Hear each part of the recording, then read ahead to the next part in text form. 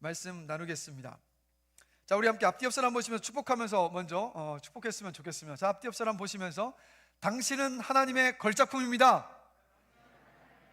자, 쑥스러워하지 마시고 반대쪽도 보시면서 당신은 하나님의 걸작품입니다. 자, 이제 더 쑥스러운 고백이지만 진짜 우리가 해야 될 고백. 자, 가슴에 손을 얹으시고 나는 하나님의 걸작품입니다. 아멘 있습니까? 여러분, 하나님의 걸작품입니다. 자, 그리고 오늘은 이제 우리 여기 학생들이 있고 청년들이 있는데 어른들도 괜찮습니다. 제가 지난주 설교 리뷰를 하면서 질문을 드릴 테니까 얼마나 기억하시는지 한번 확인하겠습니다. 자, 우선 거는 먼저 우리 학생들하고 청년들이 먼저 손을 들고 답변을 해주시면 좋은 선물이 있을 겁니다. 자, 지난주 설교 제목이 뭐였을까요?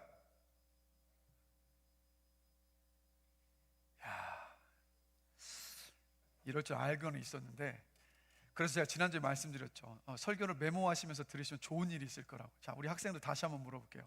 자, 지난주 설교 제목이 뭐였어요? 아닙니다, 집사님. 아니에요. 아니, 우리 학생들 기억 안 나요? 야, 우리 슬아, 승기, 너네들이라도 생각 안 나니? 이런. 기억나시는 분 한 분도 없으세요? 지난주 설교 제목이 뭐였습니까? 네?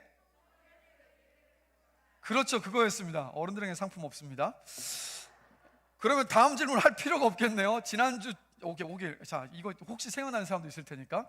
자, 우리 다시 학생들과 청년들, 성전에서의 예배를 회복해야 하는 두 가지 이유를 나눴는데 그 두 가지가 뭐였습니까? 한 가지라도 좋아요. 어떤 거였죠? 왜 우리가 성전에서 예배를 회복해야 되죠?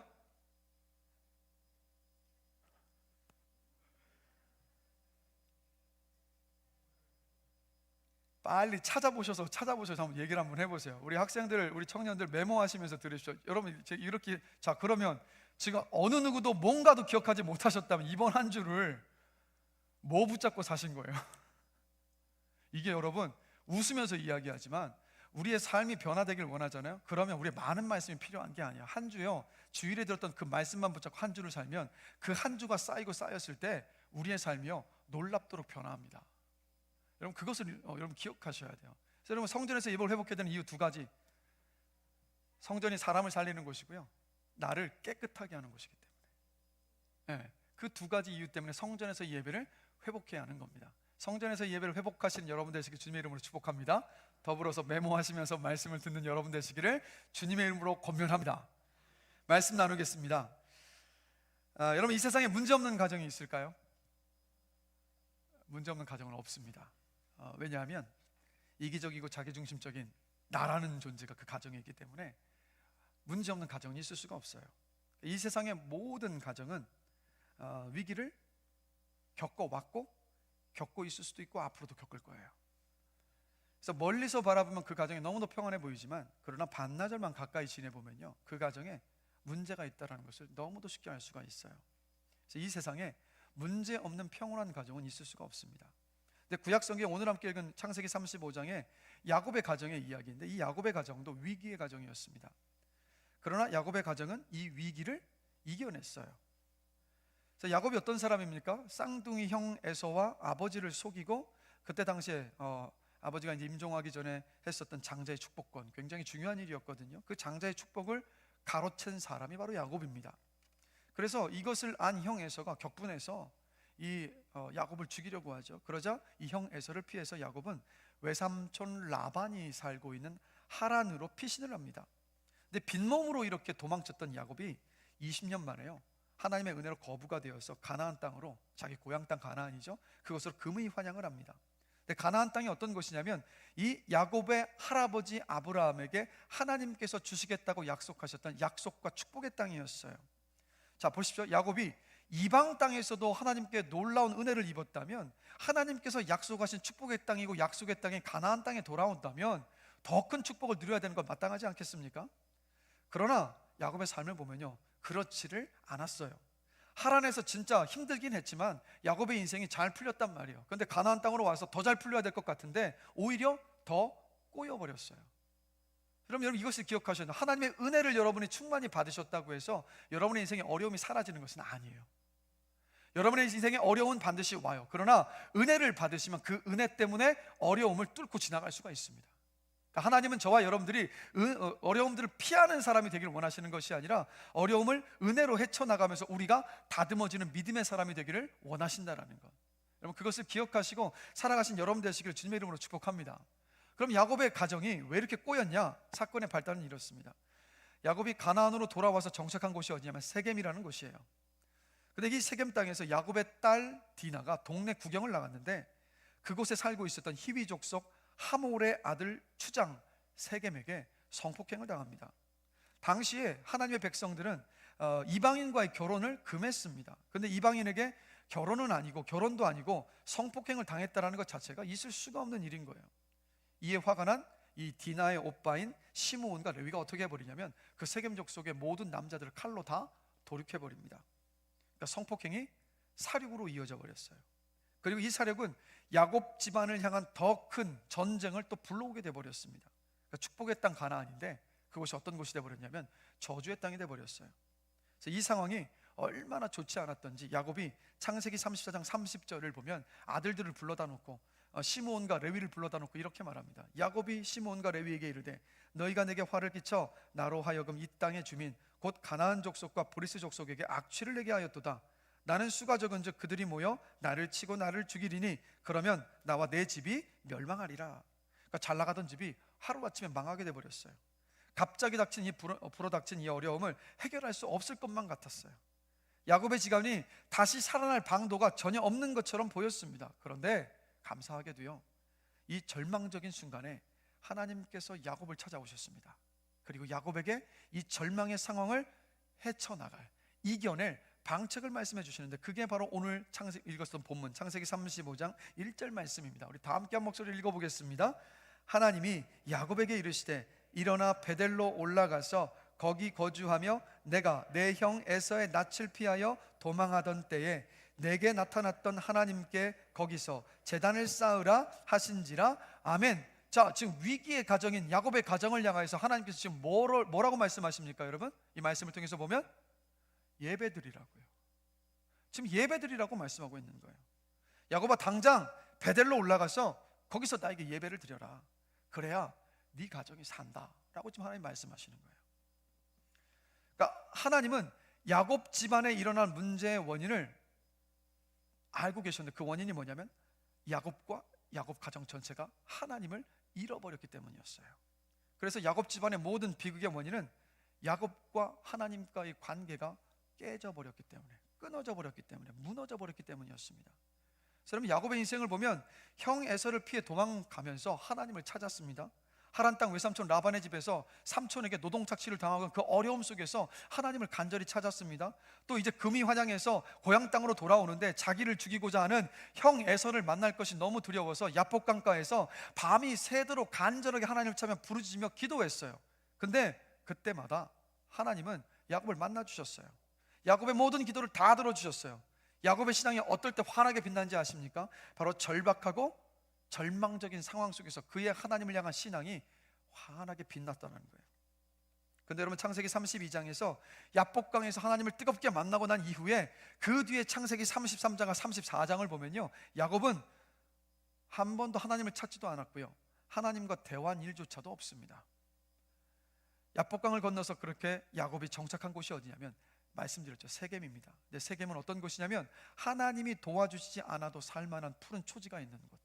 세겜은 하나님 없이도 살만한 곳이었어요. 이렇게 야곱이 하나님을 완전히 잊어버린 거예요, 그 풍요로운 땅 속에서. 근데 그 시간이 자그마치 몇 년인지 아십니까? 10년입니다. 그러니까 하나님을 잊고 사는 사람에게 어떻게 형통이 있을 수가 있겠습니까? 여러분 기억하십시오. 질문 드릴게요. 인생의 형통함을 원하십니까? 하나님이 여러분과 함께 하시면 여러분의 인생은 형통합니다. 하나님을 버리시면 안 돼요. 늘 하나님과 함께 하셔야 돼요. 그러니까 야곱이 하나님을 잊어버리니까 그 삶에 형통함이 있을 수가 없었어요. 근데 야곱이 10년 동안 하나님을 잊은 것도 안타까운 일인데 창세기 30번 2절 함께 보실까요? 자, 오늘 본문 2절 말씀 다 같이 읽겠습니다. 야곱이 이에 자기 집안 사람과 자기와 함께한 모든 자에게 이르되 너희 중에 있는 이방 신상들을 버리고 자신을 정결하게 하고 너희들의 의복을 바꾸어 입으라. 그러니까 10년 동안 하나님을 잊어버린 것도 안타까운 일인데 이 말씀을 잘 보십시오.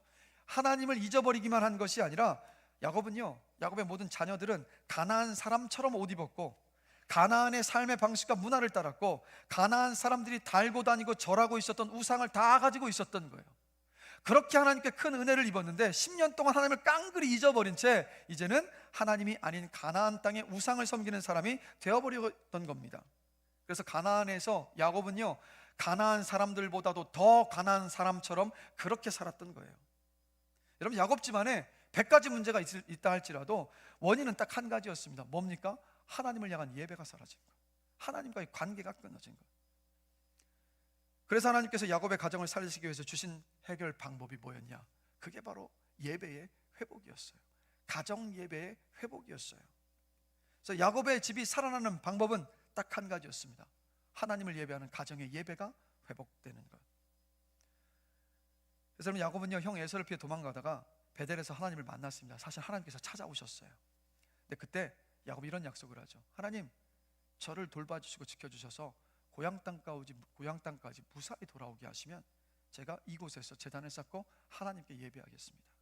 근데 하나님은 야곱의 그 약속을 들으시고 아주 완벽하게 야곱에게 모든 약속을 다 지키셨어요. 그런데 야곱은 하나님께 했던 약속을 잊어버렸습니다. 베델로에 와서 예배하지 않았어요. 그런데 하나님께서 결국 어려움의 순간이 돼서 예배하라고 이야기하니까 드디어 그 약속의 때가 약속했던 게 생각이 나는 거예요. 그러자 야곱은 바로 움직입니다. 모든 가족을 불러서 먼저 세겜에서 취했었던 우상을 다 버리게 합니다. 그리고 베델로 올라가자고 합니다. 베델에 올라가서 예배를 드렸어요. 예배를 통해서 야곱은 하나님과의 관계를 회복했습니다. 그러자 야곱의 가정에 불어왔었던 그 풍파가 잠잠해졌어요. 창세기 35장 9절입니다. 우리 다 함께 한 목소리 한번 읽어보겠습니다. 야곱이 밧단 아람에서 돌아오매 하나님이 다시 야곱에게 나타나사 그에게 복을 주시고, 어떻게 하셨습니까? 예배가 회복되고 나니까, 가정의 예배가 회복이 되고 나니까 하나님 그 예배를 통해서 야곱의 가정을 살리셨다고요. 회복시키셨다고요.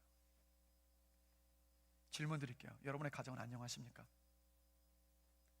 여러분의 가정에 가정 예배가 드려지고 있습니까? 여러분의 삶에, 여러분의 가정 안에 예배가 살아 있습니까? 하나님께서 가정 예배가 회복되자 그 가정 안에 문제가 해결되는 모습을 보여주셨던 것은 무엇을 말씀하시겠습니까? 우리의 가정 안에 어떤 인생의 문제가 있을 때 해결 방법은요, 그 예배를 회복하는 데 있다는 것을 하나님께서 지금 말씀해 주고 계시는 거예요. 가정의 예배가 살면 가정이 살아납니다. 그러면 이런 질문을 던져봐요. 왜 가정 예배가 살아나면 우리 가정이 살까요? 첫 번째 이유는 가정 예배가 하나님의 축복의 통로이기 때문입니다. 여러분, 가정은요, 인류 역사에서 가장 오래된 제도입니다. 하나님께서 천지 만물을 다 만드시고 나서 아담을 만드셨죠. 근데 하나님이 뭐라고 말씀하십니까? 사람이 독처하는 것이 옳지 않다. 왜냐하면 우리 하나님께서 삼위일체 하나님이시기 때문에. 그래서 하나님께서 만드신 것이 바로 가정이었어요. 돕는 배필인 하와를 아담에게 주시면서 가정을 만드셨어요. 그래서 가정이라는 것은 인간이 만든 제도가 아닙니다. 하나님께서 만드신 제도이고 하나님께서 인간에게 주신 선물입니다. 그리고 하나님은 부부란 그 관계를 통해서 최고의 선물인 자녀라는 생명을 선물로 주셨습니다. 여러분, 자녀들이 하나님께서 여러분에게 주신 최고의 선물이심을 믿으십니까? 아멘 소리가 좀 작은 것 같아요, 제 기대보다. 여러분, 자녀들이 가끔 속을 썩이는 때가 분명히 있습니다.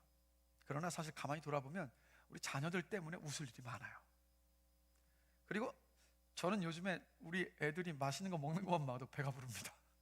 행복하더라고요. 그게 뭔지를 제가 이제 알겠더라고요. 그리고 자녀들이 자라가는 모습을 보면서 막 든든하고요. 예전에 저희 아버님이 제가 이제 키가 크고 자라갈 때마다 든든하다는 하셨던 말씀이 기억이 나는데, 그때는 제가 이런 생각을 했거든요. 뭐가 도대체 든든하시다는 거야, 이 생각을 했는데, 제가 요즘 우리 아이들 자라는 거 보니까 애들이요, 저 닮은 건지 모르겠는데 키가 너무 커버렸어요.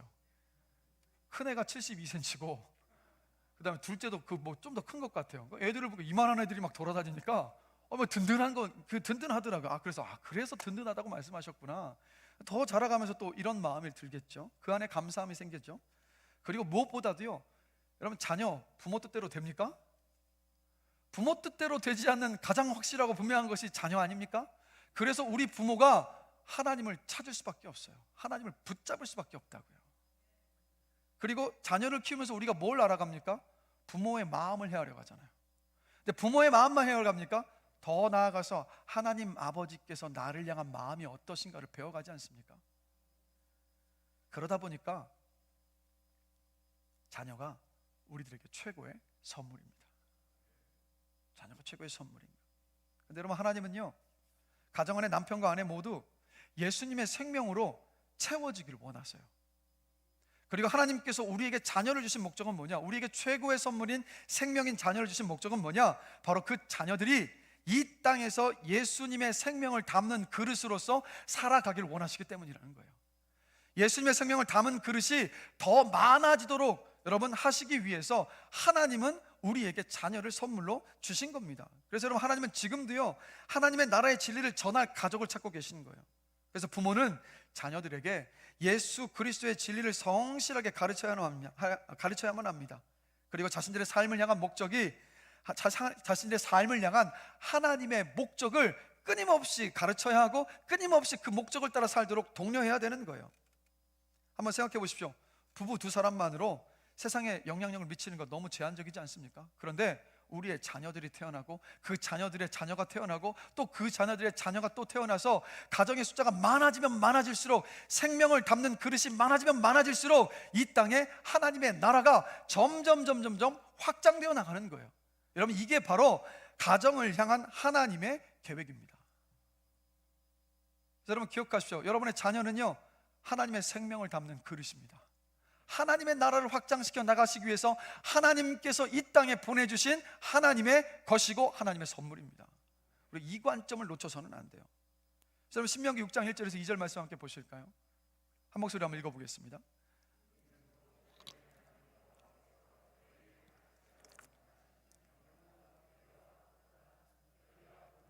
차지할 땅에서 행할 것이니 곧 너와 내 아들과 내 손자들이 평생에 내 하나님 여호와를 경외하며 내가 너희에게 명한 그 모든 규례와 명령을 지키게 하기 위한 것이며 또 내 나를 장구하게 하기 위한 것이라. 뭐라고 말씀합니까? 하나님께서 곧 너와 내 아들과 내 손자들이 평생에 내 하나님 여호와를 경외하며 내가 너희에게 명한 그 모든 규례와 명령을 지키게 하기 위한 것이다 라고 말씀하시잖아요.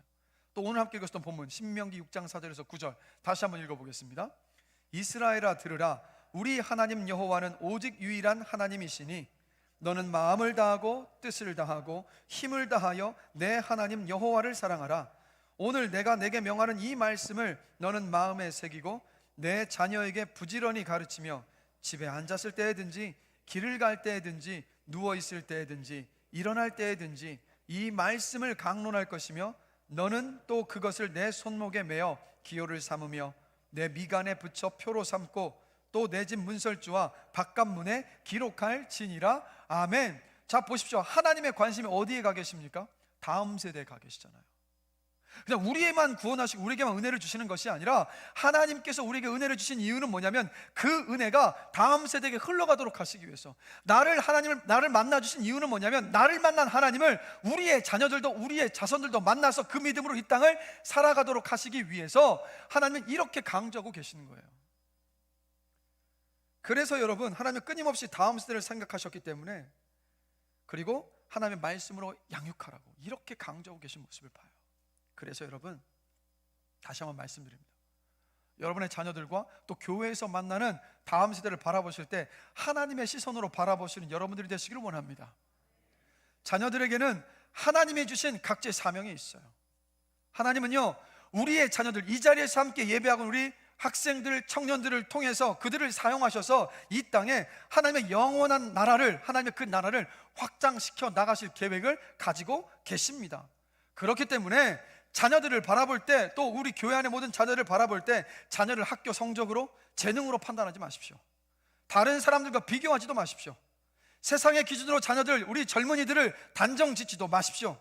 하나님은요, 그 자녀들을 사용하셔서 하나님의 나라를 이 땅에 확장시켜 가십니다. 자녀를 향한, 젊은 세대를 향한 하나님의 뜻과 계획을 가지고 계시고, 하나님은 이들을 사용하셔서 이 땅에 하나님의 나라를 확장시켜 나가십니다. 하나님의 뜻을 이루어갈 통로가 이 자리에서 함께 예배하고 우리 중고등학생들이고 우리 청년들입니다. 여러분 아멘이십니까? 이러한 시각과 관점으로 바라보셔야 돼요. 언제고 누구를 대하시든. 그래서 여러분, 이 시간 제가 항상 자주 하는 건데, 자, 옆에 앉아있는 청년들과 학생들, 또 부모님들이 함께 앉아 계시다면 옆에 있는 자녀의 손을 한번 꽉 잡으시고 이렇게 한번 축복했으면 좋겠습니다. 너는 예수님의 생명을 담는 그릇이야. 잠깐, 자, 이쪽에 우리 청년들이 앉아있어서 부모들이 한 자리 없어요. 자, 이쪽 바라보시면서 우리 함께 축복합니다. 여러분들은 예수님의 생명을 담는 그릇입니다. 또 다시 축복합니다. 하나님은 당신을 향한 계획을 가지고 있어요. 그리고 우리 자녀에게 마지막으로요, 하나님은 너를 통해 하나님 나라를 확장시켜 가셔. 여러분, 이게 부모의 역할이라고요. 막 잔소리만 하지 마시고, 막 질책만 하지 마시고, 질책 한 번 할 때 축복의 말 9번 하신 여러분 되시길 주님의 이름으로 축복합니다. 사실 이 자리에 우리 슬아하고 승기가 있는데 저도 그렇지 못할 때가 많아요. 이 자리에서 우리 아이들에게 미안하다는 말을 전하며 또 저도 한번 스스로 약속을 하는 겁니다. 어떻게 하자고요? 9번 축복의 말씀하시고 1번 질책의 말씀하시는 겁니다. 아시겠죠? 왜요? 사람은요, 꿈을 먹고 자라니까요.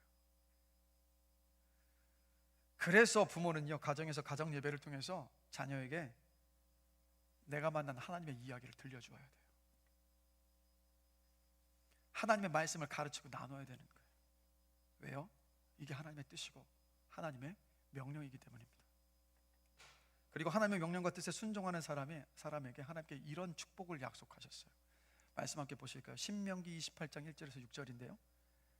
자, 다 같이 한번 읽어보겠습니다. 내가 내 하나님 여호와의 말씀을 삼가 듣고 내가 오늘 내게 명령하는 그의 모든 명령을 지켜 행하면 내 하나님 여호와께서 너를 세계 모든 민족 위에 뛰어나게 하실 것이라.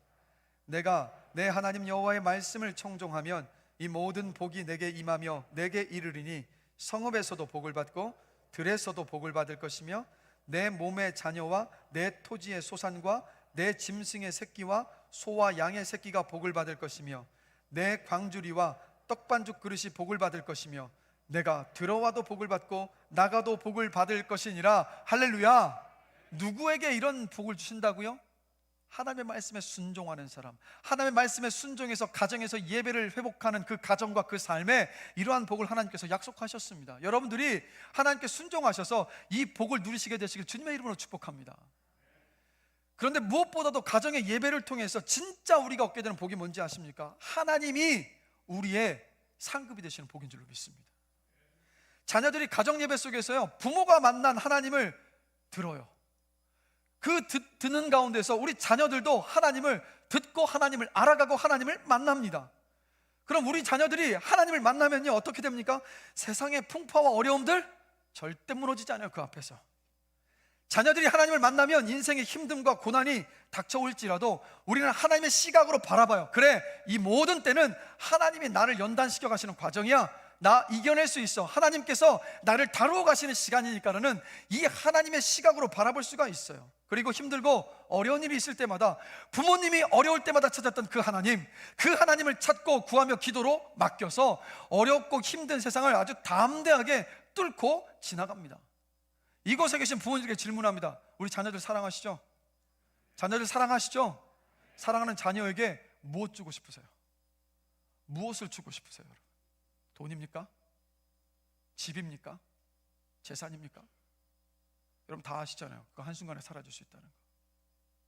그걸 물려줄 게 아니에요. 하나님을 물려주시는 여러분 되시기를 주님의 이름으로 축복합니다. 그리고 이 자리에는 우리 학생들, 청년들 예배 때마다 하나님을 만나길 사모하면서 기도하게 되길 원해요.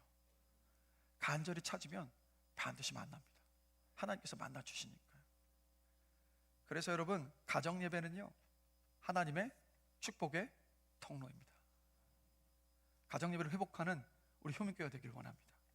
그리고 두 번째, 가정 예배는요, 생명의 양식을 공급받는 시간이기 때문에 가정을 살려요. 이스라엘이 하나님께서 명령하신 가정에서 예배를 드려서 신앙을 잘 이어갔다면요, 그 땅에서, 가나안 땅에서 하나님께서 주신 축복을 마음껏 누렸어야 됐어요. 적과 꿀이 흐르는 약속의 땅에서 물질적인 풍요뿐만이 아니라 영적인 풍요로움을 막 넘치도록 그렇게 누렸어야 됐습니다. 그런데 그랬을까요? 성경을 읽어보시면 알지만 그렇지 않았어요. 가나안 땅에 정착한 이후의 삶을 기록한 사사기를 보면 그들의 삶이 아름답지 않았습니다. 영적인 어둠 속에 갇혀 있었다는 것. 사사기 2장 7절을 보실까요? 함께 한번 읽어보겠습니다.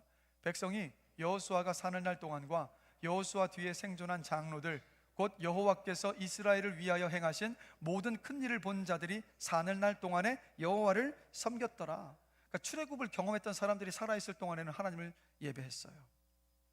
왜요? 그들이 하나님을 가르쳤으니까, 예배를 통해서 전했으니까. 근데 이들이 죽고 나서 이런 일이 벌어집니다. 사사기 2장 10절입니다. 다 같이 한번 읽어보겠습니다. 그 세대의 사람도 다 그 조상들에게로 돌아갔고 그 후에 일어난 다른 세대는 여호와를 알지 못하며 여호와께서 이스라엘을 위하여 행하신 일도 알지 못하더라. 어떻게 됐습니까? 출애굽을 경험했던 세대가 다 죽었습니다. 그 이후의 세대는요, 더 이상 가정 예배를 통해서 하나님이 하신 일을 들을 수가 없었어요. 하나님께서 어떤 분이신지를 배울 수가 없었어요. 그래서 물질적으로는 풍요로웠는데 영적으로는 너무도 빈곤했어요. 그런데 여러분, 이 일이 남 일이 아니에요. 이 모습이 이 시대의 신앙을 가진 부모의 모습이 혹시 우리의 가정의 모습은 아니던가요? 우리 물질적으로 너무 풍요롭잖아요. 근데 영적으로 빈곤하지 않으세요? 너무 빈곤하잖아요. 자녀들의 세상적인 성공을 위해서는요, 누구보다 열심히 해요. 대한민국 부모들 좋은 데 가길 원하고 좋은 직장에 취직하길 원하고 좀 더 편하게 자식들이 살길 원해서 돈과 시간과 열정을 다 쏟아붓습니다. 그런데 신앙교육을 위한 것에 투자는 너무 인색해요. 학원 갈 시간과 예배 시간이 겹쳐지면 그냥 당연히 학원 보내요. 여러분, 그 한 번이 부모들은 이렇게 생각하죠. 그래, 지금만 이렇게 하면 되라고 생각하는데 여러분, 그렇지 않아요. 그 한 번이 자녀들의 마음이 이렇게 각인됩니다. 아, 다른 급한 일이 생기면 예배는 뒷전으로 미뤄도 되는 거구나. 이미 그렇게 가르치고 있는 거예요. 그러니 영적으로 빈곤합니다. 저는요, 우리 효민교회 청년들, 학생들 안에 시험이 다가와도 예배 당당하게 드리고, 그래, 난 나머지 시간 하나님께 지혜를 구하면서 집중해서 난 공부해서 난 잘 감당할 거야, 이런 정말 믿음의 사람들이 일어나게 되길 주님의 이름으로 축복합니다. 우리 이건 부모들이 가르쳐야 되는 일이지 않습니까? 부모가 삶의 우선순위를 하나님이 아닌 다른 것으로 채워버리고 있어요. 하나님이 함께 하시지 않으면 그 인생 형통함이 없습니다. 하나님이 인생의 주관자신데. 그래서 여러분, 우리나라, 제가 이 말씀 준비하면서 보니까 우리나라 우리나라 이제 초등학생들이 중학교 이후에 교회를 떠난 학생들이 그렇게 많대요. 근데 그 교회를 떠난 학생이 이런 고백을 했습니다. 이게 정말 마음 아팠는데, 공부와 돈밖에 모르는 우리 부모님이 교회에서 천사의 모습을 하고 있는 모습을 보고서 이 세상에 하나님이 없다라는 것을 확신했습니다. 충격적이지 않습니까? 혹시 이런 부모가 저와 여러분이 아니길 원해요. 그리고 통계를 보니까 주일학교부터 신앙생활을 했었던 아이들의 5%만 어른이 돼도 신앙생활을 한다고 합니다. 100명 중에 5명만 그 신앙을 지켜가요. 그리고 여러분, 우리나라 중고등학생들 복음화율이 몇 %인지 아십니까? 2%입니다.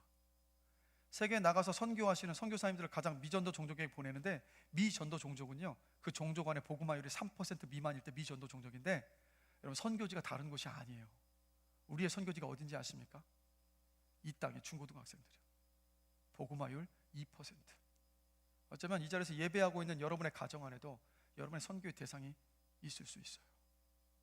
멀리 갈 것이 아니라 가까이에 있는 그 영혼들 여러분 끌어안으시고 눈물로 기도하시길 주님의 이름으로 간절히 축원합니다. 여러분, 그리스도인 부모의 역할이 뭔지 아십니까? 우리는 끊임없이 다음 세대들과 자녀들에게 하나님이 너의 삶의 목적이야, 우리 이것을 가르쳐야 된다고요. 그러나 일과 돈이 삶의 목적이라고 가르칠 때가 너무 많았잖아요. 그래서 물질적으로는 풍요한데 영적으로 빈곤한 거예요. 하나님이 어떤 분인지를 몰라요. 하나님을 예배하는 감격과 감동, 기쁨이 뭔지를 몰라요. 삶의 기쁨과 감사와 소망이 사라져버려요. 이 심령이 너무 메말라 있고 너무 무기력해요. 그 이유 다른 데 있지 않아요, 여러분? 예배를 통해서 하나님을 못 만나기 때문에 영적 갈급함이 있는 거라고요. 시편 127편을 보면 솔로몬이 인생에 대해서 이렇게 말하고 있습니다. 이거 여러분 우리가 좀 깊이 돌아봐야 되는데, 우리 다 함께 한 목소리 읽겠습니다. 여호와께서 집을 세우지 아니하시면 세우는 자의 수고가 헛되며, 여호와께서 성을 지키지 아니하시면 파수꾼의 깨어 있음이 헛되도다. 너희가 일찍이 일어나고 늦게 누우며 수고의 떡을 먹음이 헛되도다. 그러므로 여호와께서 그의 사랑하시는 자에게는 잠을 주시는도다. 아멘. 말씀 잠시 한번 띄워주십시오. 자, 보시면 여기서 집을 세우는 것이 어떤 것이냐면 이렇게 볼 수 있어요. 가정 안에서 가장인 우리 아버지, 남편들의 그 일, 또 집안을 살림을 하는 우리 어머님, 또 엄마들의 일, 그리고 자녀들의 공부가 집을 세우는 일이 되지 않겠습니까? 잘 보십시오. 이 시대 모든 직장에 다니는 많은 분들은 아침 일찍 출근하고 저녁 늦게 퇴근하고 휴일도 없이 일하는 것이 직장인들의 일상입니다. 근데 여러분, 하나님이 아닌 돈과 일 그 자체가 삶의 목적이 되어버리면 어떻게 되느냐? 이 말씀이 이야기하는 것처럼 그냥 수고의 떡만 먹을 뿐이에요. 수고의 떡만 먹고 있는 것일 뿐이에요.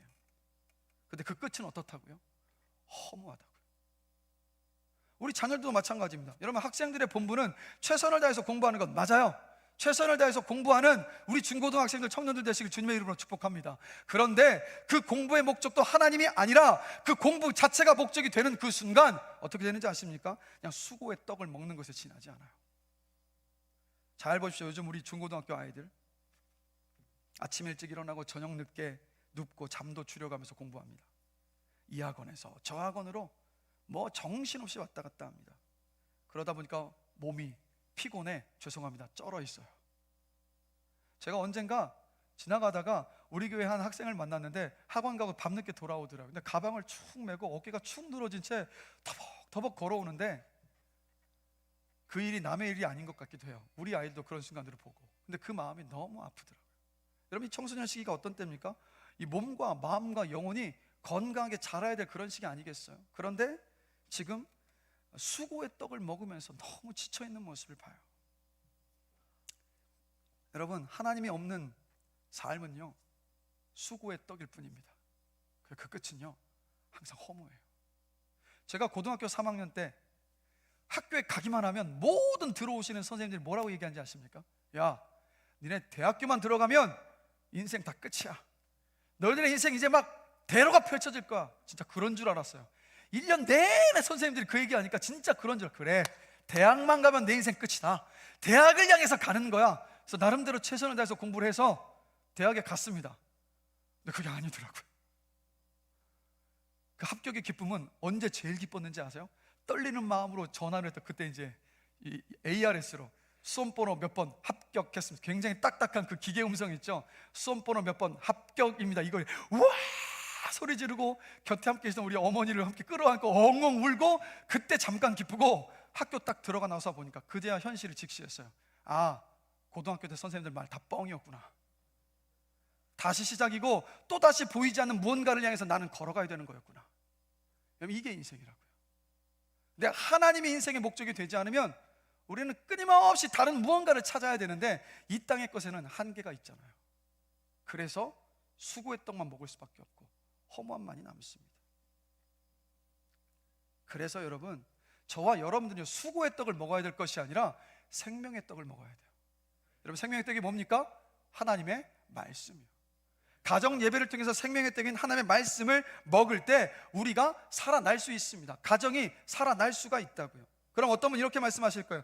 아니, 주일에 예배 드리는데 뭘 또 가정에서까지 예배를 드립니까? 이런 마음 가지신 분 계시죠? 계신 거 알아요. 안 계시길 원하지만. 그다음에 질문 드릴게요. 일주일에 1시간 남짓 드리는 이 예배 1시간으로 영적인 이 식사를 한 번 한 끼 먹고 여러분 일주일을 살아내실 수 있으시든가요? 좀 더 쉽게 이야기하면 주일 예배를 드린다는 건 어떤 뜻이냐면 잘 차려진 한 끼 식사하고 일주일을 밥 먹지 않고 지내는 것과 똑같아요. 자, 여러분 일주일에 밥 안 먹고 일주일 지내실 수 있으십니까? 병들잖아요. 똑같은 거예요. 일주일에 한 번에 이 예배를 정말 최선의 예배로 주 앞에 영광 돌려야 하지만 이 예배만으로는 안 됩니다. 그러하기에 가정 예배를 통해서 여러분 그 안에서 예배를 통해서 생명의 양식을 먹고 회복하는 저와 여러분이 되기를 주님의 이름으로 간절히 축원합니다.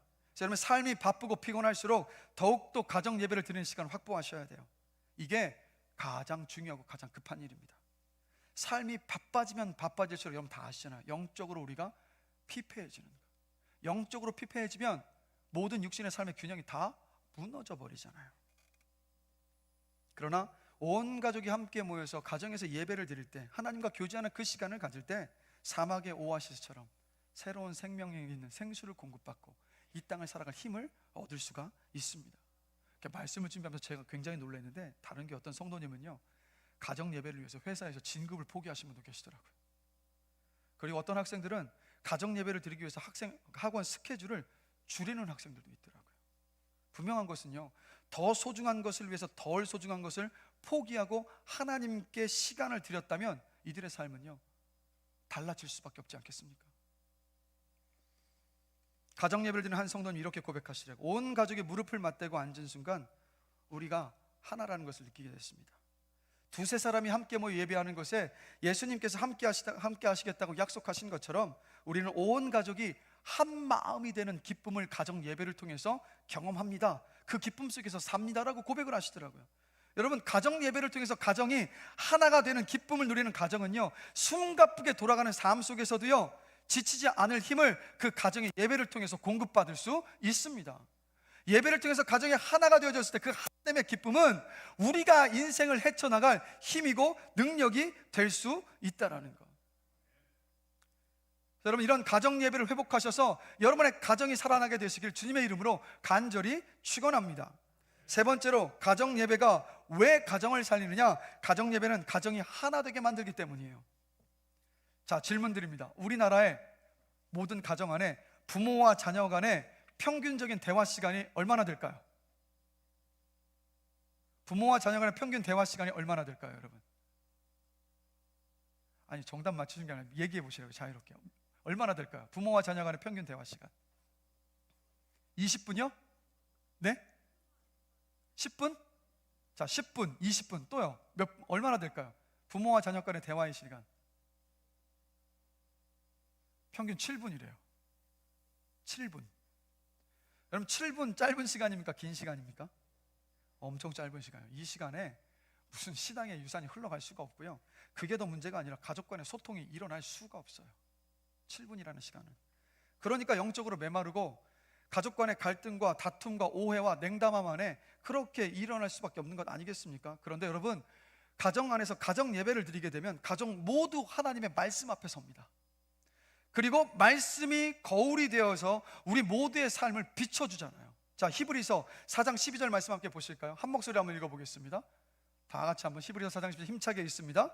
하나님의 말씀은 살아있고 활력이 있어 좌우의 날선 어떤 검보다도 예리하여 혼과 영과 및 관절과 골수를 찔러 쪼개기까지 하며 또 마음의 생각과 뜻을 판단하나니. 아멘. 말씀은 저와 여러분의 인생의 거울입니다. 우리의 삶의 거울이잖아요. 그래서 말씀 앞에 서면 어떻게 됩니까? 그냥 우리의 모든 것들이 다 훤히 드러나요. 그래서 가정 예배를 드리면서 말씀을 함께 나누기 시작하면 그 말씀에 비추어지는 삶의 고민과 문제와 애환을 나누게 돼요. 속내를 이야기하게 됩니다. 부모든 자녀든 그 말씀 앞에서 자기의 잘못을 시인하고 인정합니다. 말씀으로 자녀들을 훈육하면요, 어떻게 되는지 아십니까? 자녀들은 그 말씀 때문에 부모의 말씀 앞에 순종하게 되더라고요. 가정 예배는 그래서 가족 간의 대화와 그리고 소통을 가져옵니다. 가정 예배를 통해서 온 가족이 하나님께서 내 가정의 주인임을 인정하게 됩니다. 그리고 가정 예배는 말씀으로 가족이 하나가 되는 시간이에요. 그래서 가정 예배가 살아나면 가정이 하나 되는 은혜가 있습니다. 질문 드릴게요. 가정이 하나가 되기를 원하십니까? 아마 여러 가지 많은 노력들 다 시도해 보셨을 거예요. 뭐 레크레이션을 하든 뭘 하든 수많은 노력해 보셨을 텐데, 여러분 아니에요. 가정 안에 예배가 회복이 될 때 여러분의 가정이 하나가 될 수 있습니다. 하나가 될 때 세상을 헤쳐나갈 힘이 바로 그 가정 안에서 주어질 수 있습니다. 말씀을 준비하면서 말씀 먹이는 엄마 백은실 사모님이라는 분 계신데, 이 남편분이 목사님이신데요, 이 가정 안에 예배가 너무 잘 이루어져요. 4남매를 키우시는데 어느 날 이 사모님이요, 남편 목사님과 사소한 문제로 갈등을 겪게 됐습니다. 그러니까 마음이 이제 막 서로 이제 거리가 멀어진 거죠. 근데 그 마음이 해결되지도 않았는데 가정 예배 시간이 다가오는 거예요. 그러니까 얼마나 부담됩니까?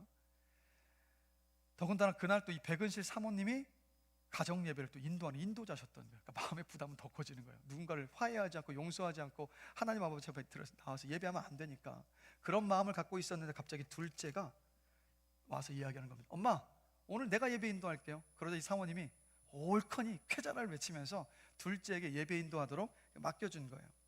그러다 이제 예배를 둘째가 인도하면서 이렇게 이야기를 하며 예배를 시작합니다. 오늘은 좀 특별한 예배를 드리려고 합니다. 일단 우리 가족 모두 2명씩 짝을 지어서 앉겠습니다. 그리고 호명하는 분들은 짝을 지어 앉아주시기 바랍니다. 엄마, 아빠 짝 지어주시고요. 그 다음에 우리 조희 형과 시온이 짝 지어주고, 그리고 사랑이와 제가 마주보고 앉아 있겠습니다. 그러니까 이게 어쩔 수 없이 이 백은실 사모님과 목사님이 무거운 마음을 접어두고 또 자녀가 가정예배 인도하는 대로 서로 마주 앉았습니다. 그러자 또 예배를 인도하는 둘째가 또 이렇게 말해요. 둘이 손을 잡고 바라보면서 축복성을 부르겠습니다. 그러니까 이 백은실 사모님과 목사님이 손을 마주 잡으라고 했는데 아직 마음이 풀리지가 않으니까 꽉 잡은 게 아니라 손끝을 잡고 이렇게 앉아서 얼굴을 딴 데 보면서 축복성을 부르기, 입만 뻐끗하면서 축복성을 불렀습니다. 그러자 이번에는 그 둘째가, 예배를 인도하는 둘째가 또 이렇게 말합니다. 자, 서로 기도 제목을 나눈 후에 서로를 포옹하며 서로를 위해서 기도하겠습니다.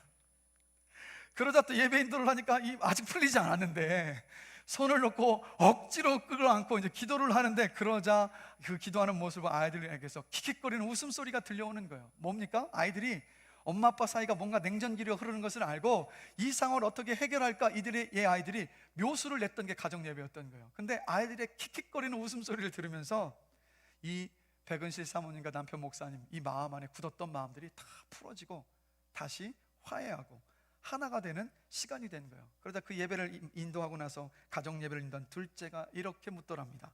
오늘 제가 예배 인도하기 잘했죠? 라고. 여러분, 예배는요, 저와 여러분들이 살아계신 하나님 아버지 앞에 올려드릴 수 있는 가장 영광스러운 행위입니다. 저와 여러분들이 최고의 하나님께 최선의 예배로 영광 돌리게 되기를 주님의 이름으로 간절히 축원합니다. 최고의 하나님께 최선의 예배를 드리는 예배자. 여러분, 가정 예배의 자리는요, 죄인인 우리가 서로를 긍휼하게 여기고 하나님의 용납과 용서를 체험할 수 있는 가장 큰 은혜의 자리예요. 그렇기 때문에 그 자리는 갈등과 화해의 자리가 됩니다. 그래서 여러분, 가정의 회복, 자녀관계의 개선, 부부의 연합을 필요로 하신다면, 정말 그것이 너무도 필요하시다면 가정 예배로 나가셔야 돼요. 가정 예배에서 서로의 연약함과 힘듦을 나누고 우리 가정의 왕이신, 우리 인생의 왕이신 하나님께 합심해서 기도할 때 모든 문제와 어려움들도 풀어주실 것이고 가정이 하나 되는 축복을 부어 주실 것입니다. 그래서 무엇보다, 그리고 여러분, 가정 예배를 드리면요, 제가 경험하는 것은 우리 아이들을 바라볼 때 하나님의 시선을 자꾸 바라보게 되더라고요. 하나님의 작품으로 보게 되더라고요. 그리고 가정 예배 때 막구중하고 하는 것이 아니라 마지막 마무리할 때는 꼭 자녀들을 축복하며 기도하게 되더라고요. 근데 이런 시간들을 통해서요, 자녀들이 못 느끼는 것처럼 보이지만 하나님의 사랑을 느끼고 부모의 사랑을 경험해요. 그리고 이 사랑을 느끼면 그 사랑 안에서 가정이 하나 될 수 있습니다. 우리 제가 이렇게 가정 예배를 말씀드리니까 어떤 분 혹시 이런 생각하실 분 계실 것 같아요. 우리는 자식들도 다 장성했고 또 다 출가해서 나밖에 없는데 우리밖에 없는데 어떻게 예배 드리냐고. 아니요, 천만에 그렇지 않습니다. 어린 자녀들과만 예배 드릴 수 있는 것이 아니에요. 장성한 자녀들과도 예배 드릴 수 있어요. 그리고 부부끼리도 예배 드릴 수 있고 혼자도 예배 드릴 수 있어요. 우리 교회 어떤 성도님 가정은요, 장성한 자녀와 또 이 성도님 부부와 장성한 자녀들이 아침 6시만 되면 새벽 예배 영상을 듣고 함께 기도하며 하루를 시작하시는 가정이 있어요. 고백하시더라고요. 가정이 하나가 되어가고 그 가운데 하나님께서 놀랍게 부어주시는 은혜가 있고 삶을 헤쳐나갈 수 있는 힘과 능력을 공급받는 기쁨의 시간이라고 고백을 하시더라고요. 그러하게 여러분, 어린 자녀들만 있는 가정만 예배할 수 있는 것이 아닙니다. 여러분의 가정에서 가정의 예배를 회복하게 되시기를 주님의 이름으로 간절히 축원합니다. 왜요? 가정 예배가 살아나면 우리의 가정이 회복되고 살아나기 때문입니다. 자, 우리 옆 사람 한번 보시면서, 옆 사람 보시면서 우리 함께 권면하면서 결단하면서 한번 고백합시다. 가정 예배를 회복합시다. 반대쪽도 보시면서 가정 예배를 회복합시다. 그리고 우리 청년들은요, 곧 이제 가정을 이룰 청년도 이 자리에 있고 앞으로도 가정을 이루게 될 것인데 가정 예배를 세워가는 우리 청년들 되시길 주님의 이름으로 축복합니다. 아멘이세요? 우리 앞에 주위가 크게 고개를 끄덕거리고 있습니다. 말씀을 마무리하겠습니다. 가정예배가 살아면 왜 가정이 삽니까? 첫 번째, 가정예배가 하나님의 축복의 통로이기 때문입니다. 두 번째, 가정예배는 어떤 시간이라고요? 같이 읽습니다. 가정예배는 생명의 양식을 공급받는 시간이기 때문입니다. 세 번째 이유는 뭡니까? 가정예배는 가정이 하나 되게 하기 때문입니다. 여러분의 가정에 문제가 있으십니까? 지금이 어떤 때냐면 가정예배를 회복할 때입니다. 가정이 베델로 가서 예배를 할 때 야곱의 가정에 그랬듯이 여러분 안에 가정의 예배가 회복이 되면 여러분의 가정 안에 모든 것이 다시 회복하게 될 줄로 믿습니다. 가정을 살리는 가정 예배가 회복되는 여러분의 가정이 되시길, 효민께 모든 가정이 되길 주님의 이름으로 간절히